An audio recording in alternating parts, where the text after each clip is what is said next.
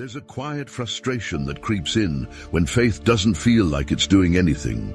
You pray, you keep going, you try to stay aligned, and still, nothing dramatic happens.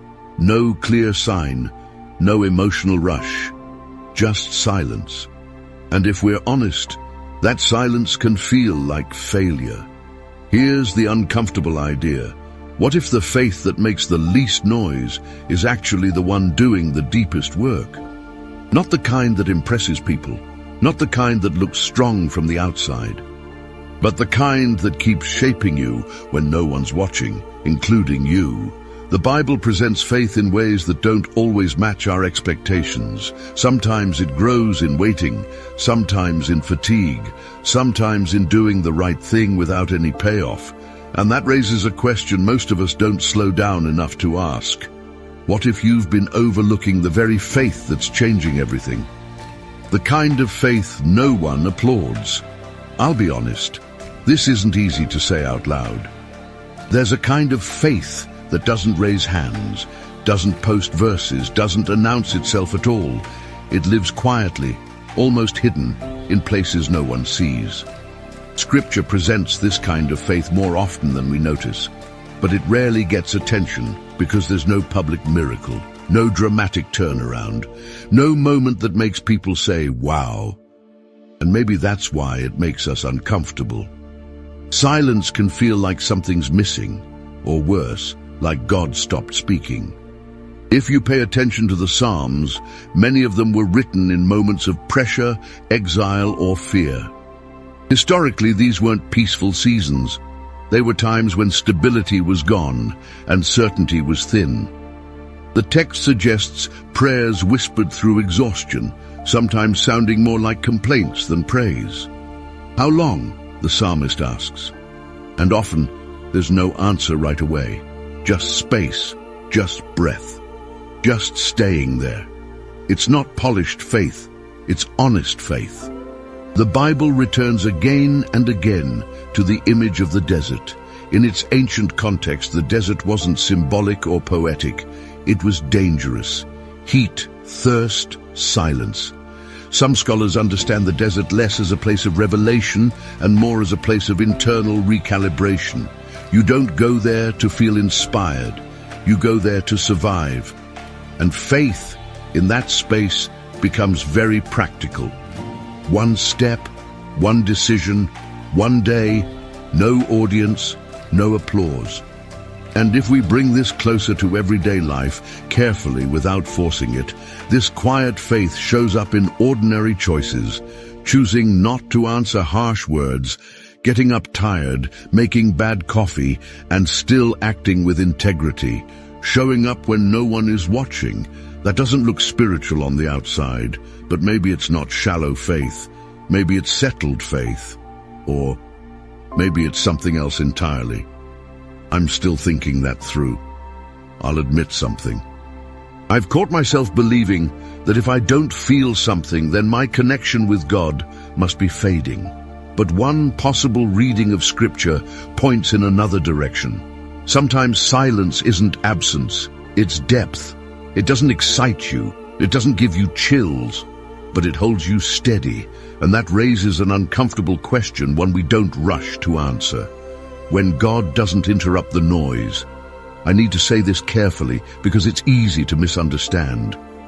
Many people expect faith to sound loud, like a clear voice cutting through the chaos, stopping everything, giving direct answers.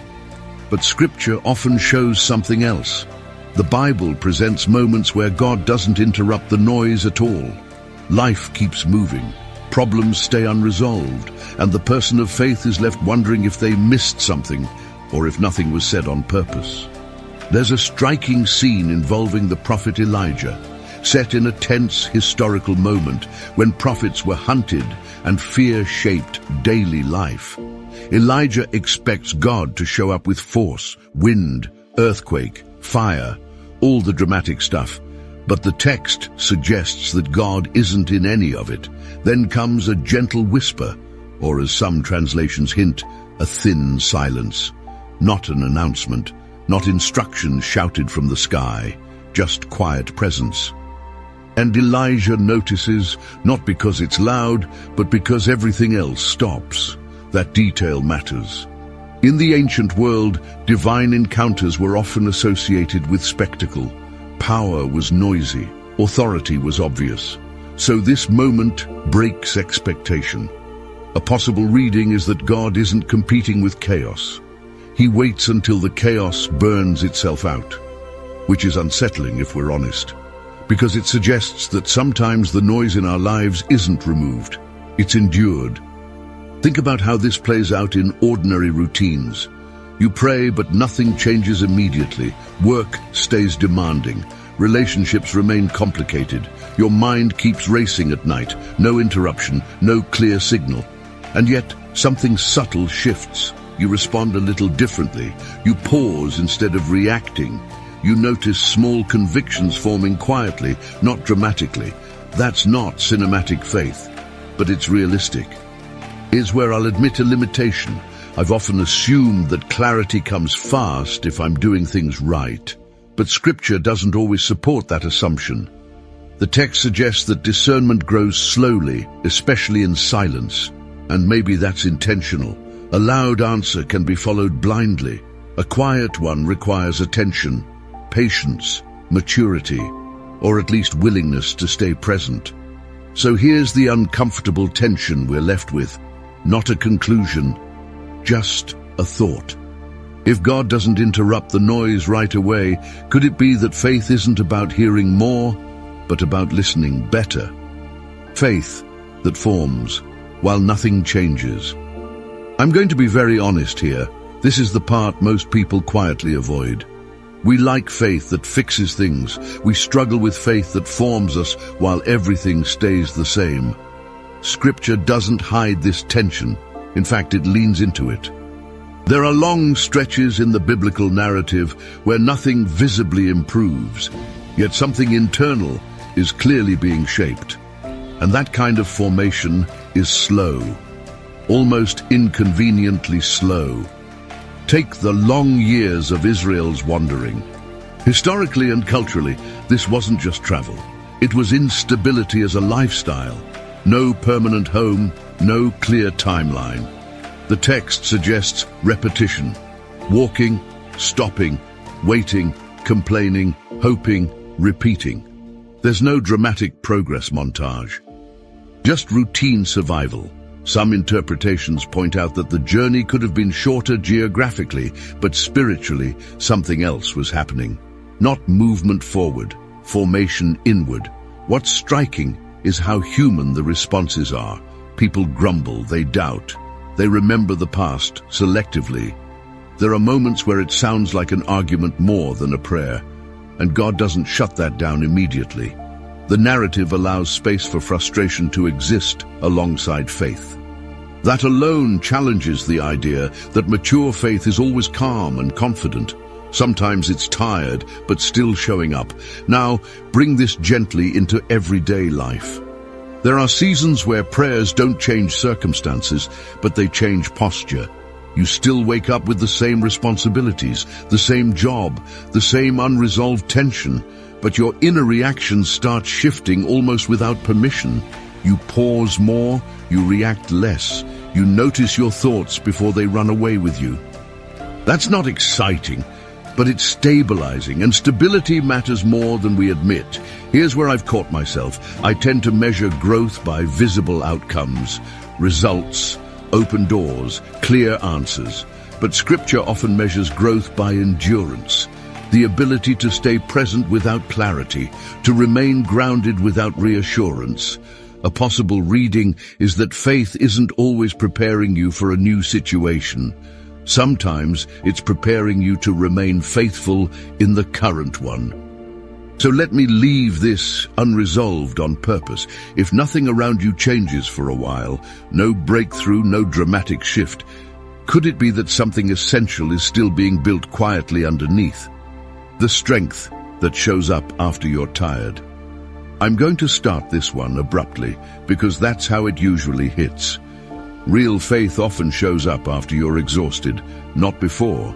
Scripture doesn't romanticize this, but it doesn't rush past it either.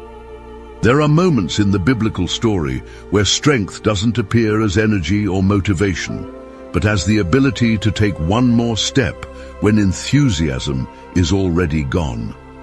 And that kind of strength feels very different from excitement. Look at figures like Moses later in his life. Culturally and historically, leadership in the ancient world was tied to vitality and visible authority.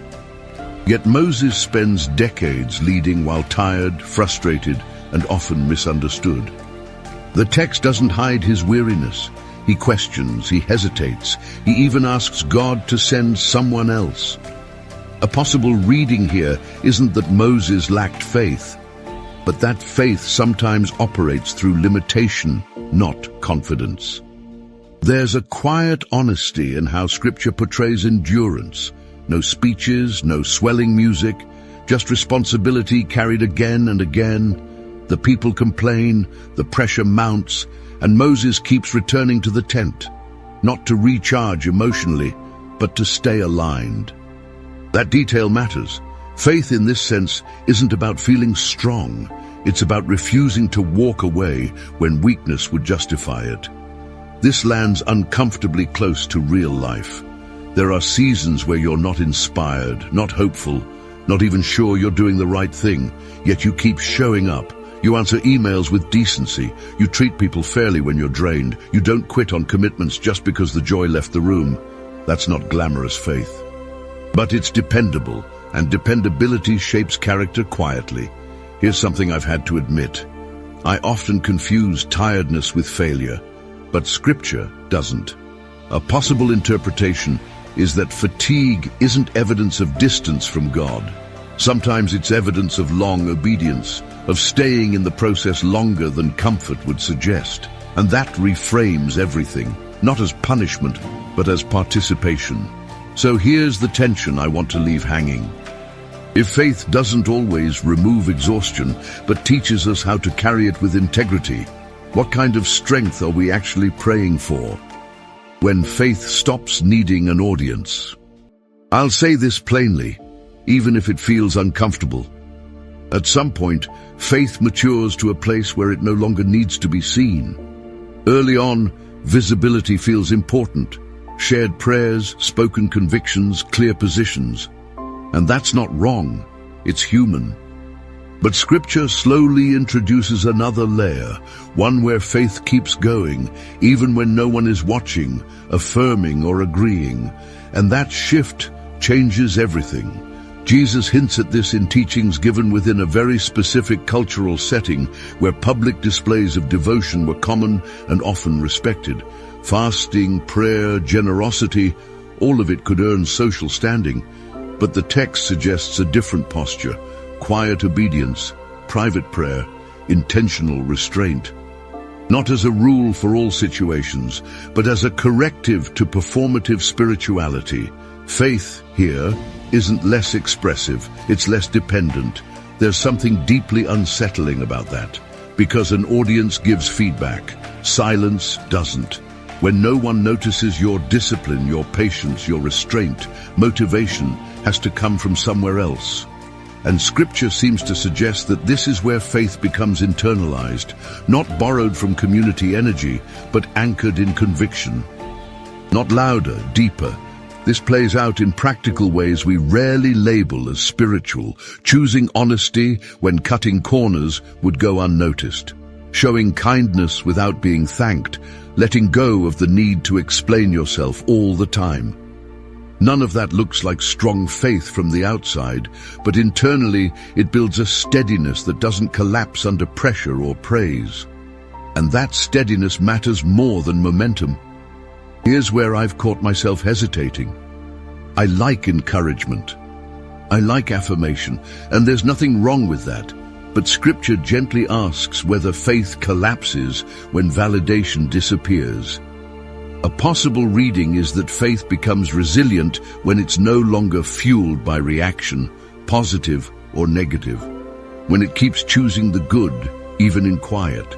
So let's leave this unresolved the way Scripture often does. If no one ever noticed your faith again, no feedback, no recognition, would it still shape your choices the same way? The moment faith becomes quietly unshakable. I'm going to slow this one down because this shift is easy to miss. There's a moment, not dramatic, not announced, when faith stops reacting and starts settling. Nothing explodes, nothing resolves cleanly, but something inside becomes harder to knock over. Scripture doesn't frame this as victory, it frames it as grounding. And grounding rarely feels exciting when it's happening. There's a pattern across biblical narratives where trust deepens after disappointment. Think of figures who prayed boldly and still waited, hoped sincerely and still endured loss. Historically, many of these stories were preserved in communities that knew instability well. Faith wasn't a safety net. It was a way to stay upright when safety wasn't guaranteed. The text suggests that belief didn't remove uncertainty, it coexisted with it. What changes is not the situation, but the response. Early faith asks, will this work out? Mature faith asks, how do I live well even if it doesn't? That's a hard transition. It strips away bargaining. It removes the illusion of control. And yet, it brings a strange calm. Not because answers arrive, but because expectations are recentered. Not on outcomes, on faithfulness. This shows up in everyday decisions more than we admit. You stop replaying conversations late at night. You make choices aligned with your values, even when the results are unclear. You rest without guilt. You act without needing guarantees. That's not passive. It's deeply intentional, and it takes more courage than dramatic belief ever did. Here's something I had to learn the slow way. Stability isn't the absence of doubt. It's the refusal to let doubt dictate every move. Scripture seems comfortable with unanswered questions living alongside obedience. A possible reading is that faith becomes unshakable, not when everything makes sense, but when meaning no longer depends on certainty. So let this question linger without rushing it. If your faith didn't promise clarity, success, or relief, only presence and direction, would that still be enough to keep walking? When faith changes, how you see everything. This is where things quietly shift, almost without warning. Faith stops being something you do and starts becoming something you see through. Scripture doesn't announce this moment. There's no marker in the text saying, "Here, transformation complete." Instead, it shows up in perception. The same world, the same people, the same problems, but interpreted differently. And that difference changes how you move through it all. There's a subtle pattern in the Gospels where Jesus doesn't always change situations immediately, but he reframes them. A seed becomes a lesson. A coin becomes a question. A delay becomes meaningful. In the first century context, this way of teaching wasn't about giving answers. It was about reshaping imagination. The text suggests that faith wasn't just belief in God's power, but trust in God's perspective. Seeing what others rushed past. That kind of vision takes time. It grows through repetition, disappointment, silence, endurance, all the things we've been circling around. And suddenly, moments that once felt meaningless start carrying weight. Waiting becomes formative. Ordinary conversations become revealing. Even frustration becomes informative, not because it feels good, but because it tells the truth about what still needs shaping. In practical terms, this changes small things. You listen more carefully instead of preparing your response. You notice patterns in your reactions. You pause before assuming motives. Faith, here, becomes less about certainty and more about attentiveness, less about control and more about wisdom. It doesn't make life easier, but it makes it clearer. I'll admit this part still catches me off guard. I expect faith to give direction, but sometimes it gives discernment instead. Not go left or right, but pay attention here. Scripture seems to suggest that maturity looks less like confidence and more like awareness. And awareness is demanding. It requires presence. It asks you to stay awake to what's actually happening. So here's the quiet question to sit with, not to answer quickly. If faith isn't changing your circumstances right now, but it is changing how you interpret them, what might you be starting to see that you couldn't see before? The faith that holds when everything else lets go. I need to approach this gently, because this is where faith becomes less about growth and more about weight. There comes a point where faith isn't adding anything new, it's holding what remains. Scripture doesn't rush through these moments, it lingers. It shows people standing with nothing impressive in their hands except endurance. And endurance, honestly, doesn't photograph well, but it lasts. There's a recurring biblical tension where hope narrows instead of expands. Job is a clear example, rooted in ancient wisdom literature, not as a universal formula, but as a narrative exploration of suffering. The text doesn't give easy explanations. Friends talk too much, answers feel thin, and Job's faith isn't loud or polished, it's stripped down. He questions God directly, he protests, yet he stays in the conversation. That detail matters. Faith here is not agreement, it's refusal to disengage. What's unsettling is that Scripture allows faith to look messy at this stage. No clean resolution, no quick moral, just presence under pressure. A possible reading is that faith becomes most honest when it stops pretending to be strong. When all the extra layers fall away, certainty, optimism, language, what's left is raw trust. Or maybe just stubborn hope. Sometimes it's hard to tell the difference. This kind of faith shows up in life when plans fall apart and you don't rush to replace them. When answers don't come and you stop demanding them. You still act responsibly, you still care, but you stop forcing meaning too quickly. That restraint is not passive, it's disciplined. It's choosing not to lie to yourself just to feel better. Here's where I've had to sit uncomfortably. I like faith that builds. I struggle with faith that holds, but Scripture seems to honor both. One grows you outward, the other roots you inward, and the second often comes after the first has done all it can. Not as failure, but as depth. So let this question stay unanswered for now. If everything you relied on before went quiet, explanations, reassurance, momentum, what part of your faith would still remain standing? When faith quietly reshapes your inner world. This is the part no one warns you about. Faith doesn't just change what you believe, it slowly rearranges your inner furniture. The things that once dominated your thoughts lose some power. The things you ignored start asking for attention. Scripture doesn't describe this shift with fireworks. It happens quietly over time, almost like you wake up one day and realize your reactions aren't what they used to be. There's a pattern in the letters of the New Testament, written to early Christian communities living under pressure, misunderstanding, and social instability. These weren't ideal conditions for spiritual growth. Yet the text suggests an inner transformation taking place anyway. Patience, self-control, a steadiness that didn't depend on comfort. Not because life improved, but because perspective did. Faith didn't remove stress. It reorganized priorities. What changes most is the inner dialogue.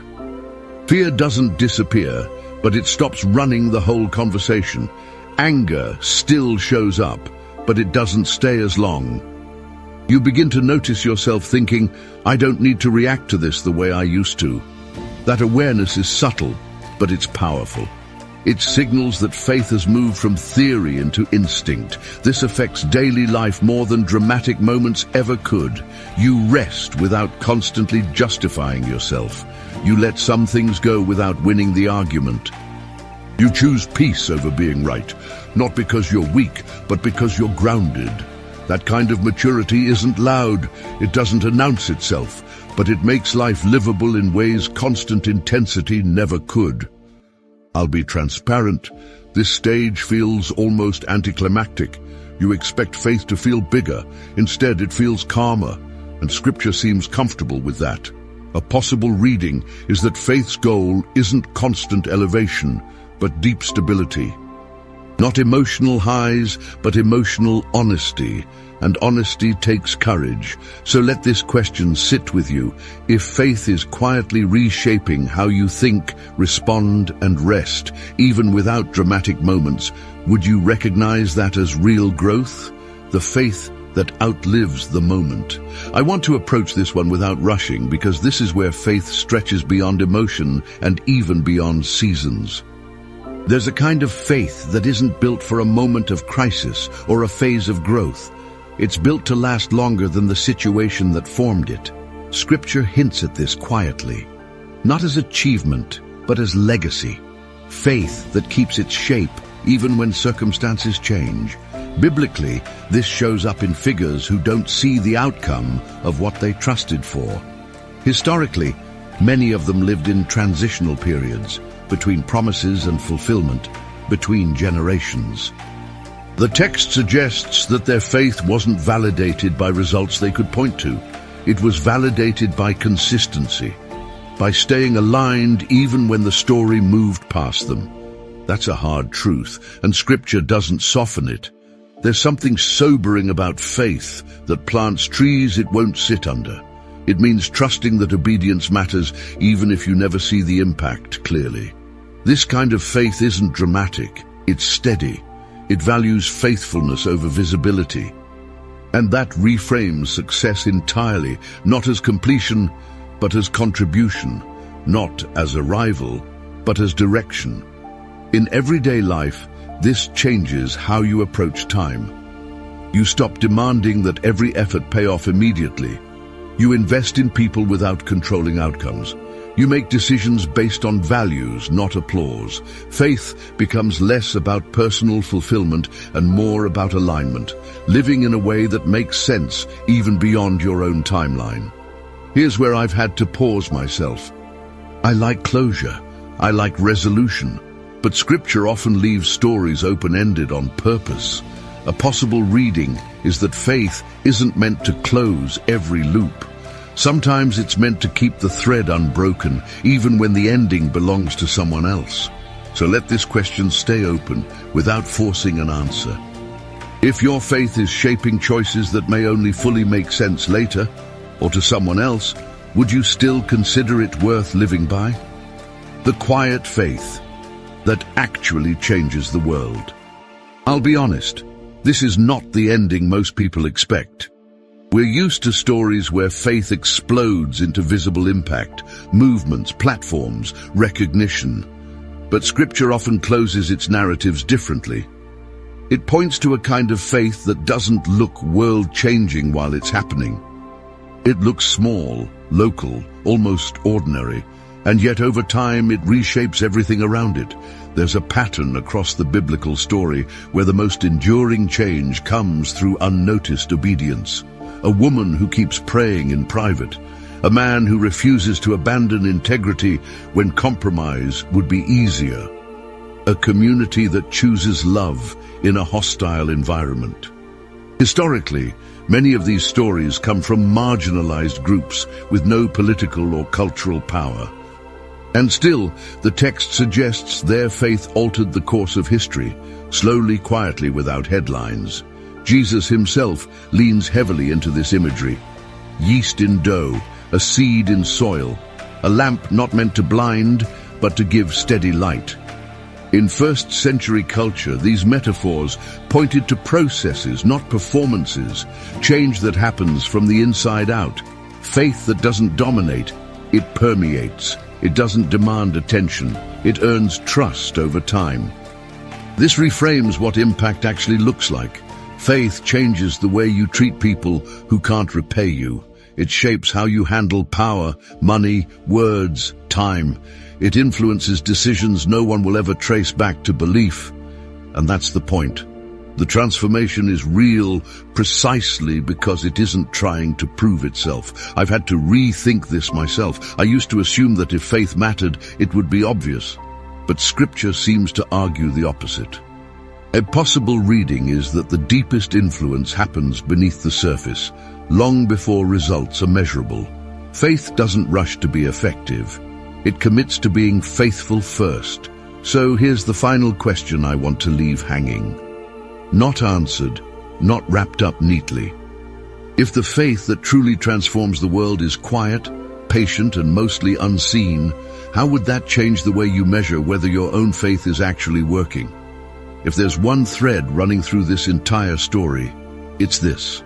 Faith doesn't always announce itself. Sometimes it works slowly, reshaping how you endure, how you choose, how you stay when walking away would be easier. Not louder, not flashier, just truer. And maybe that's why it lasts. The kind of faith that doesn't demand certainty, applause, or immediate results, but still keeps leaning toward what is good, right, and faithful. So here's a simple reflection to sit with. If faith is meant to shape who you're becoming more than what you're achieving, how does that change the way you evaluate your own journey? If this story resonated with you, leave a comment sharing what part stayed with you the most. And if you want to keep exploring this quieter, deeper side of faith, subscribe to the channel so you don't miss what comes next. The next video picks up right where this tension lingers, and it might challenge one assumption you didn't even realize you were holding.